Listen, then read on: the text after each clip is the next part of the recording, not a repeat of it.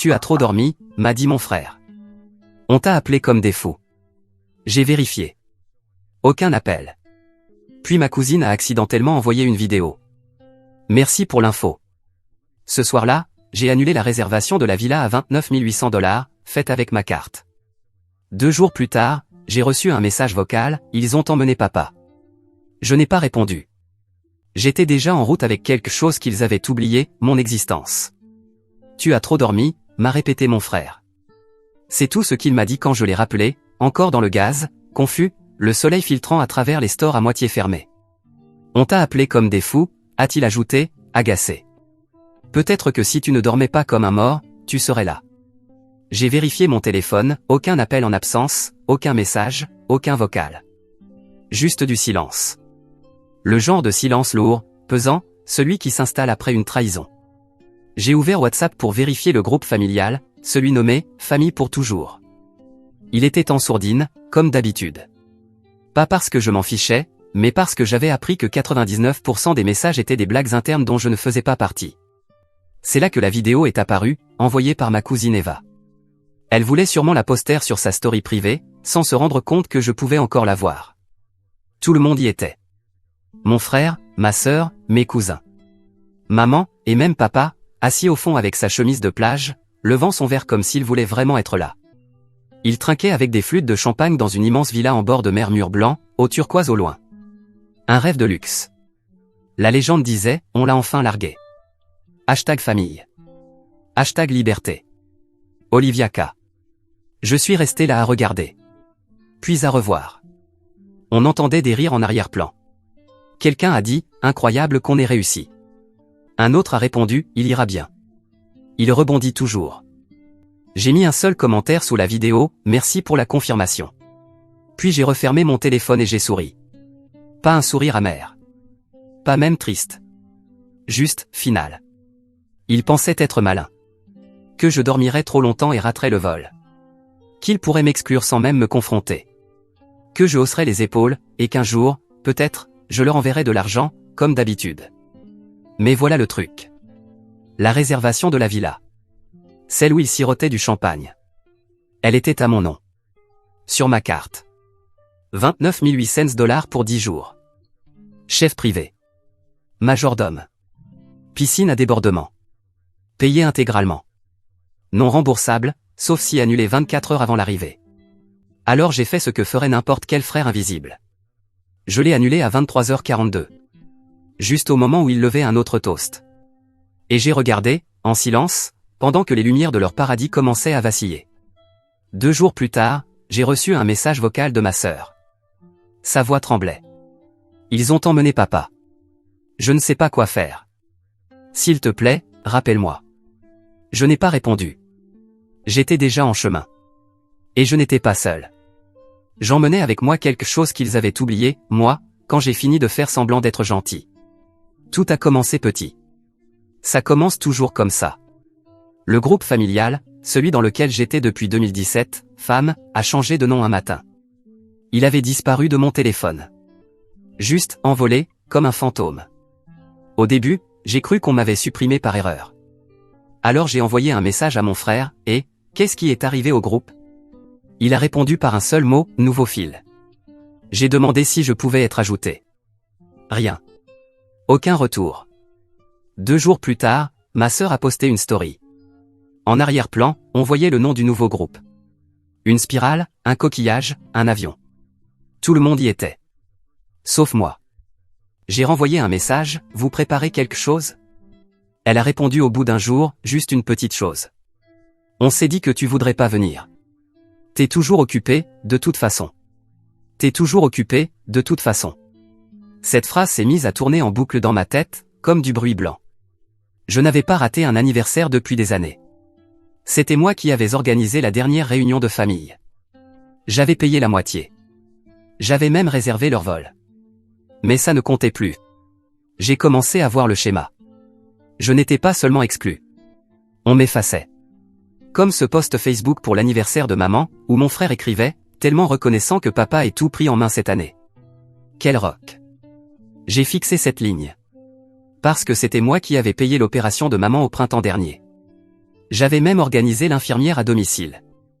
Ou encore, la photo de remise de diplôme de ma sœur, avec la légende « Je n'aurais jamais pu y arriver sans le soutien de maman et papa ». C'est drôle, parce que j'avais payé ses frais de scolarité. En silence. Sans rien demander. Mais ça ne s'est pas arrêté là. Un dimanche, j'ai appelé papa. Je venais de lui envoyer 4500 $ pour des soins dentaires la semaine d'avant. Il a décroché, agacé, « Tu appelles toujours au mauvais moment ». Je lui ai demandé s'il avait reçu le virement. Il a grogné, « Tu sais, je ne suis pas un cas social. J'aurais pu gérer tout seul. Alors pourquoi avoir demandé ?» Il a raccroché avant que je puisse finir ma phrase. Je n'ai plus rappelé depuis. Ce qui a vraiment cassé quelque chose en moi, c'est ce qui s'est passé 2 semaines avant le voyage. J'avais demandé à mon patron si je pouvais prendre quelques jours. Il m'a regardé bizarrement et m'a dit, « Tu viens juste de dire que tu ne pouvais pas prendre de vacances. Ta sœur a envoyé un email la semaine dernière, elle a dit que tu gérais un déploiement critique. » J'ai cligné des yeux. Ma sœur a envoyé un email ? Il a tourné son écran et m'a montré le message. C'était depuis son Gmail perso. Signé de mon nom complet. Elle disait que j'avais proposé de rester et de gérer à distance. Que j'étais content de laisser les autres partir sans moi. J'ai éclaté de rire. Pas parce que c'était drôle. Mais parce que c'était précis. Froid. Calculé. Elle n'avait pas seulement menti. Elle m'avait préemptivement exclu de leur plan. Et elle avait fait en sorte que ça ressemble à mon idée. C'est là que le souvenir m'a frappé. Quand je lui avais demandé s'il prévoyait quelque chose, elle avait dit « Oh. Tu as dit que tu étais occupé, alors on a supposé. » Non, ils n'ont pas supposé. Ils ont veillé à ce que ce soit clair. Le coup final est venu d'Ava, ma cousine. Elle voulait transférer quelque chose au groupe restreint, mais me l'a envoyé par erreur. Une capture d'écran de leur chat privé sur Messenger. Une photo de groupe à l'aéroport, tous souriants, avec des bagages assortis. Maman tenant un billet d'avion, mon nom gratté dessus. La légende disait, on l'a enfin largué. L'une des réponses, je ne l'oublierai jamais. Elle venait de mon frère, il est un poids mort. Tout ce qu'il a, c'est de l'argent. Aucun fun, aucune vibe. C'est tout. Pas, c'est notre frère. Pas, il a traversé beaucoup. Même pas, soyons décents. Juste une ligne qui résumait tout. Je n'étais plus une personne pour eux. J'étais une fonction. Un distributeur de billets. Un plan B. Une feuille Excel ambulante. La seule fois où je n'ai pas répondu assez vite, pas envoyé d'argent, pas réservé de vol, ils ont décidé que j'étais jetable. Qu'ils pouvaient me rayer, sourire, et trinquer dans des coquillages comme si je n'avais jamais existé. Mais j'existais. Et j'en avais fini de faire semblant du contraire. Je suis arrivé juste avant le coucher du soleil. La villa était impossible à rater. Pierre blanche, porte vitrée, nichée dans une falaise comme un secret murmuré à la mer. J'ai remonté l'allée courbe, dépassé les jeeps de location et des sandales chères éparpillées sur la terrasse. Je n'ai pas frappé. J'ai simplement ouvert le portail et pénétré dans leur paradis privé. Des rires fusaient depuis la piscine. Des bouteilles de champagne tintaient. Une enceinte Bluetooth diffusait du jazz de plage doux. Ils ne m'ont même pas vu au début, trop occupés à lever leur verre sous une lumière dorée suspendue comme une toile d'araignée. Puis ma mère s'est retournée. Son sourire s'est figé. « Oh » a-t-elle dit en posant son verre. « Tu es là. » Mon frère a failli laisser tomber son téléphone. Ma sœur avait l'air d'avoir vu l'océan se lever pour l'engloutir. « C'est quoi ça » a-t-elle commencé, mais je l'ai interrompue. « Ne stoppez pas la fête » ai-je dit calmement. J'ai apporté une présentation. Il me fixait alors que je marchais vers la télé grand format. Un immense écran plat monté sous la pergola. J'ai sorti une clé USB de ma poche et l'ai branchée dans le port. L'écran a vacillé, puis s'est allumé. Diapositive 1, une capture du chat familial. On l'a enfin largué, #liberté, avec mon nom flouté. Sauf que cette fois, je l'avais déflouté. Diapositive 2, un extrait audio qui s'est lancé automatiquement. La voix de mon frère, il est un poids mort. Tout ce qu'il a, c'est de l'argent. Aucun fun, aucune vibe. Des murmures ont commencé. Un de mes cousins a eu un hoquet de surprise. Quelqu'un a marmonné, c'est quoi ça? Diapositive 3, mon relevé bancaire a grandi en 4K. 2800 $ pour le traiteur. 4000 pour la compte du yacht. 6200 pour la villa. Tout sur ma carte. Tout après que j'ai été accidentellement exclu. Je me suis tourné vers eux, vous pensiez que je n'allais pas vérifier? Que j'allais dormir pendant que vous buviez du champagne et trinquiez à mon absence? Ma sœur s'est avancée, balbutiante, c'est dingue. Non, les jeux coupés. Ce qui est dingue, c'est d'utiliser mon argent pour financer la célébration de mon exclusion. L'un de mes cousins, Théo, le discret, a regardé l'écran puis moi. Attends, a-t-il dit lentement, c'est toi qui as payé la villa. J'ai hoché la tête. Et tout le reste. Il s'est tourné vers les autres. Je ne savais pas que c'était sa carte. C'est fou. Ma mère a essayé de reprendre la main. Mon chéri, ce n'est pas comme ça qu'on règle les choses. Si tu étais blessé, tu aurais dû appeler. On allait te parler après. Après que j'ai payé votre 10e cocktail, ai-je claqué. Après que j'ai financé votre faux séjour familial? Mon père est resté silencieux, figé, la bouche crispée. Il n'a pas dit un mot. Mais ma sœur, si. Tu gâches tout, a-t-elle hurlé. Tu gâches tout. Tu ramènes toujours tout à toi. Tu aurais pu nous laisser une chose.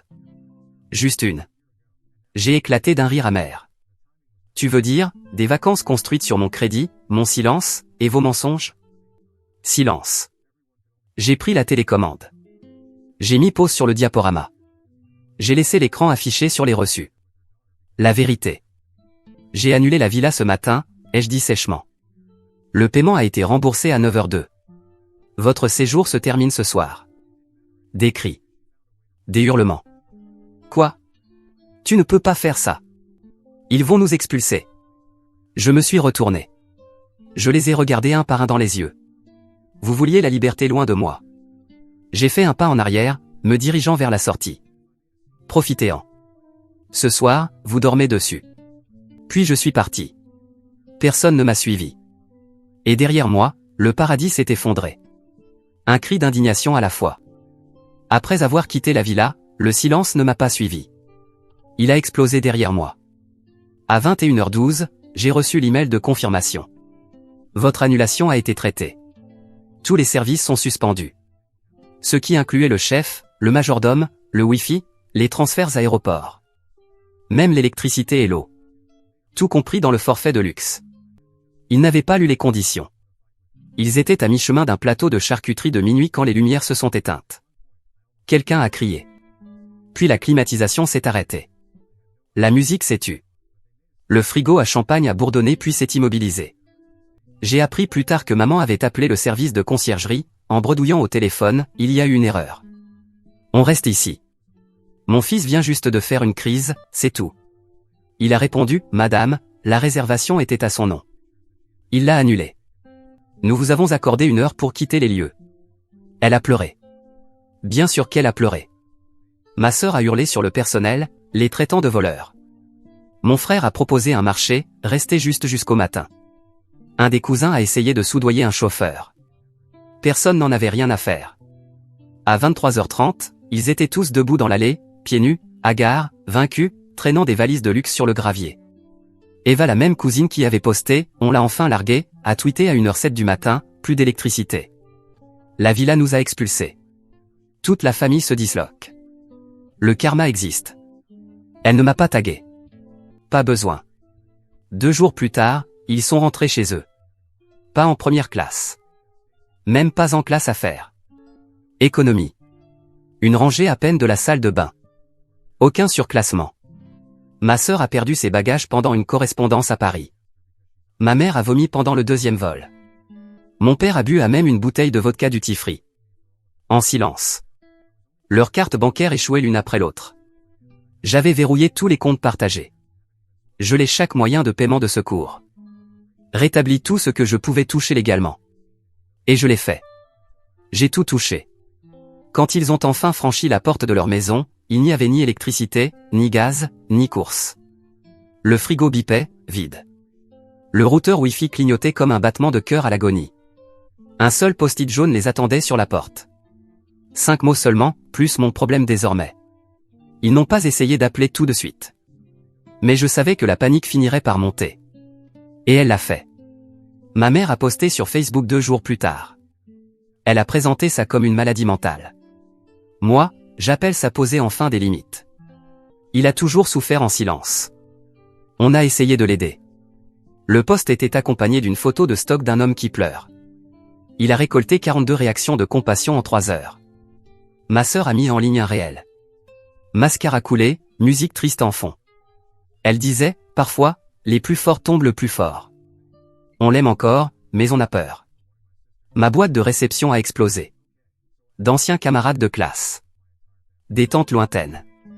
Même mon ex. Et, j'ai vu ce que ta sœur a posté. Ça va? T'as vraiment annulé tout le voyage? J'ai toujours su que ta famille te traitait bizarrement. Je n'ai pas répondu. J'ai ouvert mon application Notes à la place. Et j'ai commencé à écrire. 3 jours plus tard, j'ai tout publié. Sur Twitter, LinkedIn, Facebook, TikTok, Reddit. Partout. Le post s'intitulait « Voici comment j'ai payé pour être effacé ». J'y ai joint toutes les preuves. Capture d'écran du message, on l'a enfin largué. Message audio de mon frère, il n'est que de l'argent avec un nom. Capture de ma banque. Preuve que ma sœur avait écrit à mon patron pour bloquer mes congés. Vidéo de mon écran montrant ma carte utilisée pour payer leur yacht pendant que je dormais. Et une seule photo. La dernière que j'ai prise à la villa. Eux, souriant, ivres, bras dessus bras dessous. Moi, flou, coupé en arrière-plan. Ma légende, c'était la dernière photo que j'ai prise avant d'appuyer sur annuler. Ils ne m'ont jamais vu à ce moment-là. Ils me voient maintenant. C'est devenu viral en 1 heure. Plus de 12 000 partages. 3 800 000 vues sur TikTok. Des médias m'ont contacté. Des podcasts ont parlé de moi. Des gens que je n'avais jamais rencontrés ont commenté « Tu n'es pas seul ». Ma sœur m'a fait la même chose. Merci de montrer ce que peut réellement être une famille. Pas un poids mort. Mortellement réel. Solide. Solidaire. Présent. Je n'ai répondu à aucun message de ma famille. Mais ils ont continué. 94 messages non lus. Certains en colère. D'autres en mode excuse. D'autres encore manipulateurs. Parlons juste. Tu vas trop loin. Papa pourrait faire une crise cardiaque à cause du stress. Drôle. Il n'avait pas l'air si fragile avec sa vodka aux Seychelles. J'ai bloqué chaque numéro. Chaque compte. Chaque secours. Puis j'ai fait ce qu'il n'aurait jamais imaginé. J'en ai fait quelque chose. J'ai lancé un podcast. Titre, Banque du silence. Slogan, quand l'argent parle, nous aussi. Premier épisode, EP1, le prix du silence. À la 2e semaine, j'avais 60 000 abonnés. À la 3e, des sponsors. Au 2e mois, une offre d'édition. Les gens m'envoyaient leurs histoires. Survivants. Frères et sœurs. Ex-enfants de narcissiques. Soutiens familiaux épuisés à qui on disait « tu es le fort » jusqu'à ce qu'ils craquent. J'ai déménagé. Nouveau numéro. Nouvelle banque. Nouveau cercle. Ma vie est devenue plus petite. Et meilleure. Puis, un soir, j'ai reçu un mail de ma sœur. Objet, s'il te plaît. Le message, je ne sais pas ce que nous sommes devenus. Je ne sais pas pourquoi on a fait ce qu'on a fait. S'il te plaît, réponds. Une ligne. N'importe quoi. J'ai regardé l'écran. Puis j'ai ouvert mon dossier d'anciennes captures. J'en ai joint une. L'image du tout premier post qu'elle avait fait pendant ce voyage. On l'a enfin largué. Et je n'ai rien écrit. Aucune réponse. Juste ça. Elle m'avait donné la chute. Je me suis assuré qu'elle vive avec. Certaines matinées ont un goût différent. Celle-ci, oui. Pas de téléphone qui vibre. Pas d'invitation au calendrier. Pas de ping d'un groupe familial auquel je n'appartenais pas. Juste la lumière du jour. L'odeur amère du café noir. Et ma propre respiration. En paix. Je me tenais dans la cuisine de mon nouvel appartement. Un lieu que j'ai acheté content. Mur blanc. Aucune mémoire. La vue, une ligne d'horizon d'une ville qui ne connaît pas mon nom. Et pour une fois, ça me plaisait. Avant, je pensais être la colle. Que si je partais, tout tomberait. Mais non. Je n'étais pas la colle. J'étais du scotch. Temporaire. Jetable. Arraché dès qu'il n'était plus utile. Ils ne m'ont jamais vraiment valu. Ils m'ont utilisé. Pas parce que j'étais faible. Mais parce que j'étais silencieux. Efficace. Pratique. La version humaine d'un virement permanent. Et le pire? Je les ai laissés faire. J'ai dit oui quand je pensais non. J'ai payé alors que j'étais endetté. J'ai souri alors que je me brisais. Et à chaque fois que je me suis tu, je leur ai appris comment me traiter. C'était ma part dans l'histoire. Mais plus maintenant. Ils ne connaissent pas ma nouvelle adresse. Ils n'ont pas mon nouveau numéro. Et s'ils essaient de me contacter, ils tomberont sur un mur fait de reçus et de silence. La semaine dernière, j'ai reçu un message d'un cousin éloigné. Tante Linda est tombée. Elle veut entendre ta voix. Gentil. Mais tante Linda m'avait aussi traité de petite calculatrice égoïste dans ce fameux groupe quand j'ai annulé la villa. Alors j'ai fait une capture d'écran de cette phrase exacte. Je l'ai imprimée. J'ai écrit une ligne en dessous, c'est la voix qu'elle m'a donnée. Puis je l'ai envoyée par courrier recommandé. J'ai aussi archivé tous les fichiers partagés que j'avais avec eux. Chaque photo d'anniversaire. Chaque dossier de réunion de famille. Disparu. J'ai supprimé le Google Drive. Nettoyé mon iCloud. Rien sauvegardé. Si ça n'incluait pas le respect, ça ne valait pas la peine d'être conservé. Puis je me suis connecté à Facebook. J'ai modifié ma biographie. Avant, fille loyale. Frère fier. La famille avant tout. Maintenant, ancien donateur. Humain à part entière. Et oui, je leur ai envoyé quelque chose. Un dernier colis de soins. Une boîte blanche. À l'intérieur, une copie imprimée du reçu d'annulation de la villa. Une carte MX coupée en deux. Une capture encadrée de ce tweet, on l'a enfin largué. Un chèque de $52, à l'ordre d'une fondation de rétablissement après traumatisme. Accompagné d'un post-it, mon dernier don. Enfin à sa juste place. Certaines personnes cherchent la clôture à travers une conversation. Moi, je l'ai trouvée dans le silence. D'autres veulent entendre, je suis désolé. Moi, j'ai préféré qu'il ne reste rien à dire. Je marche plus léger maintenant. La culpabilité a disparu. L'anxiété est silencieuse. Le besoin de réparer ce que je n'ai pas brisé est enterré. Il s'avère que je n'ai jamais été le problème. J'étais juste celui qui payait pour lui. On dit que la famille, c'est pour toujours. Mais la mienne a expiré le jour où l'amour est devenu un contrat, et où je suis devenu la monnaie d'échange. Ce matin, en sirotant mon café, j'ai vérifié les statistiques de mon podcast. Épisode 10, le prix d'être laissé de côté. 1 300 000 téléchargements. Ma boîte de réception déborde de messages. Des inconnus. Des survivants. Des rebelles silencieux, comme moi. L'un d'eux a écrit, « Tu n'as pas juste raconté ton histoire. Tu m'as donné la force de mettre fin à la mienne. C'est suffisant pour moi. » Pas de colère. Pas d'amertume. Juste une guérison tranquille. Enfin. Avant de quitter mon appartement aujourd'hui, j'ai ouvert Instagram. J'ai posté une image. Une chaise vide à une table de dîner. Légende, ils m'ont enfin largué. Mais j'ai eu la meilleure place. Seul. Et en paix. Puis j'ai désactivé mes notifications. Et je suis parti pour ma première journée, complètement et magnifiquement indisponible.